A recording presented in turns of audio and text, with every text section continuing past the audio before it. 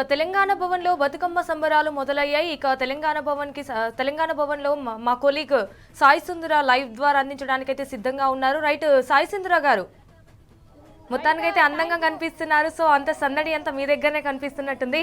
So ఎలా ఉంది తెలంగాణ భవన్లో సందడి, ఎలా ఉంది?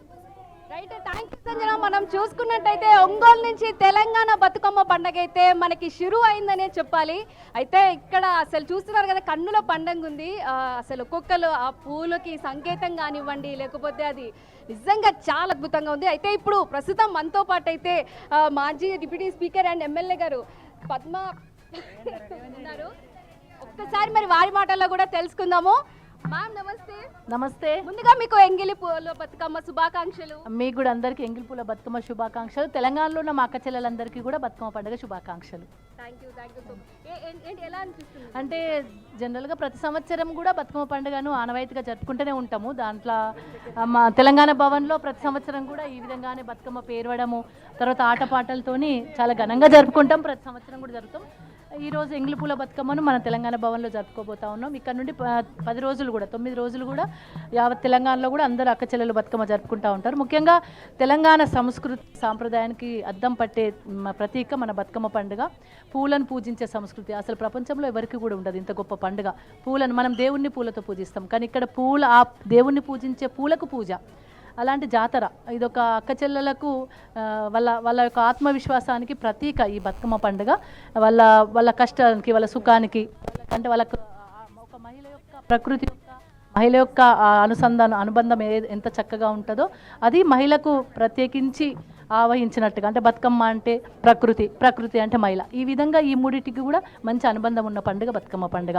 అందుకే అక్క చెల్లెలు చాలా ఘనంగా చేసుకుంటారు, గొప్పగా చేసుకుంటారు. ఒకప్పుడైతే చాలా ఇంకా ఘనంగా చేసుకునే సందర్భం ఉండేది. తర్వాత రాను మధ్యలో ఆంధ్ర పాలకులు నిర్లక్ష్యం కావచ్చు, బతుకమ్మను పట్టించుకోకపోవడం కావచ్చు, ప్రత్యేకమైన శ్రద్ధ చూపెట్టకపోవడం వల్ల నిరాదరణ గురైంది. కానీ తర్వాత గౌరవ కేసీఆర్ గారు వచ్చినాక, తెలంగాణ ఉద్యమం వచ్చినాక 2001 నుండి ఏదైతే తెలంగాణ గులాబీ జెండా చేతపట్టి గౌరవ కేసీఆర్ గారు ఉద్యమ రూపంలో తెలంగాణ రాష్ట్రం రావాలి, మన సంస్కృతిని కాపాడుకోవాలని అయితే ఏదైతే వచ్చిందో, యావత్ తెలంగాణ అక్క చెల్లెల్లో కూడా బతుకమ్మ ఆడాలి, మా సంస్కృతి, మా పాట మా మాట మా యాసను ఎక్కిరిస్తున్నారు, మా పండుగ, మా తెలంగాణ వస్తేనే మా పండుగ బాగుపడుతుంది అని చెప్పేసి బతుకమ్మలు ఎత్తి ఆటలాడింది అందరూ. అసలు రాస్తా రోకో అయినా, రైలు రోకో అయినా తెలంగాణ రావాలనే డిమాండ్ బతుకమ్మతో పాటుగా జరిగింది. అంటే బతుకమ్మ కూడా మహిళల అక్క చెల్లెలకు ఒక పార్ట్ కాబట్టి, జీవితంలో ఒక కష్ట సుఖాలకు అతీతమైన, అంటే బతుకమ్మ అంటేనే ఒక తల్లిగారింటికి వెళ్ళి, అత్తగారింటికి వెళ్ళి, అవన్నీ కూడా వాళ్ళ యొక్క అనుబంధం.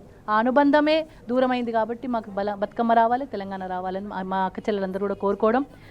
14 సంవత్సరాలు బతుకమ్మ ఉద్యమ రూపంలో రూపాంతరించింది, ఉద్యమంగా. అంటే బతుకమ్మ అంటే పండుగ, యాక్చువల్గా బతుకమ్మ అంటే పండుగ ఆటపాటలు, కానీ ఆ కష్ట సుఖాలు. కానీ 14 సంవత్సరాలు ఉద్యమ రూపంలో బతుకమ్మ బయటకు వచ్చింది. ఉద్యమ రూపంలో 14 సంవత్సరాలు తెలంగాణ డిమాండ్తో వచ్చింది. తర్వాత ఈ తెలంగాణ వచ్చిన తర్వాత గౌరవ కేసీఆర్ గారు ఈ బతుకమ్మ పండుగను అధికారికంగా ప్రకటించడం వల్ల ఒక గర్వం, ఒక గౌరవం, ఒక అక్క చెల్లెలందరికీ వాళ్ళకి ఒక ఆత్మ విశ్వాసాన్ని కాపాడే విధంగా మన గౌరవ కేసీఆర్ గారు మాకందరికీ కూడా కానుకగా ఇచ్చిండ్రు. బతుకమ్మ పండుగనే అధికారికంగా ప్రభుత్వమే దగ్గరుండి జరిపించే విధంగా రాష్ట్ర పండుగ కూడా గుర్తించడం జరిగింది. తెలంగాణ తల్లి అంటే ఒక దేవత, ఒక అమ్మవారు, ఒక తల్లి. ఆ తల్లి చేతిలో బతుకమ్మను పెట్టి తెలంగాణ ఆడబిడ్డల ఆత్మగౌరవాన్ని కాపాడింది గౌరవ కేసీఆర్ గారు. కానీ ఇప్పుడేం జరుగుతుంది? 10 సంవత్సరాల్లో ఎంత ఘనంగా బతుకమ్మ పండుగ నిర్వహించుకున్నామో, అక్క చెల్లెలకు చీర సారి ఇచ్చి వాళ్ళను గౌరవించి అధికారికంగా బతుకమ్మ పండుగ చేసి ఆడే దగ్గర, పాడే దగ్గర అన్ని సౌకర్యాలు కల్పించి, గ్రామాలలో శుచి శుభ్రతతోని, పూలు దొరికే విధంగా శుచి శుభ్రతతోని బతుకమ్మ ఆడుకునే విధంగా సౌకర్యాలు కల్పించింది గౌరవ కేసీఆర్. అయితే ఇప్పుడు కనీసం నిధులు లేవు, కేటాయింపులు లేవు, బతుకమ్మ ఆటపాట చేసుకోమని చెప్పి అక్క చెల్లెలకు ఒక భరోసా లేదు, మహాలక్ష్మి స్కీమ్ లేదు, 6 గ్యారెంటీలు లేవు, యూరియా దొరకని పరిస్థితిలో మా అక్క చెల్లెలు కూడా లైన్ కట్టే పరిస్థితిని ఇప్పుడు ఈ ప్రభుత్వం తీసుకొచ్చింది. అదే మాకు బాధగా ఉంది.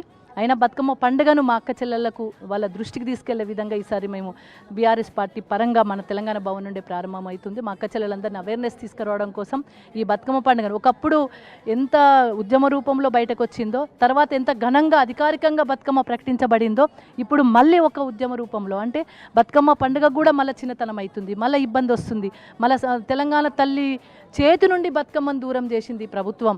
అంటే అక్క చెల్లెలకు దూరం చేస్తుంది బతుకమ్మను ప్రభుత్వం అనే దాని మీద మేము ఫోకస్ చేస్తూ తప్పకుండా ఈ మొన్న 3 పాటలను కూడా ఏదైతే జరుగుతుందో తెలంగాణ రాష్ట్రంలో ఎంత ఇబ్బంది ఉంది మా అక్క చెల్లెళ్ళకి అనే దాని రూపంలో పాటలు కూడా రచయితలు రాసి మాకు ఇవ్వడం జరిగింది, దాన్ని ఆవిష్కరించుకున్నాం. ఇప్పుడు ఈ రోజు నుండి ఎంగిలిపూల బతుకమ్మతో మా అక్క చెల్లెల మధ్యలోకి వెళ్ళి బతుకమ్మ ఆడుతూ పాడుతూ చక్కగా ఇక్కడ పండుగతో పాటు మనకున్న పరిస్థితులను కూడా వివరిస్తూ ముందుకెళ్ళడానికి బీఆర్ఎస్ రాష్ట్ర మహిళ అందరూ కూడా పూనుకొని ముందుకు రావడం జరిగింది. Thank you.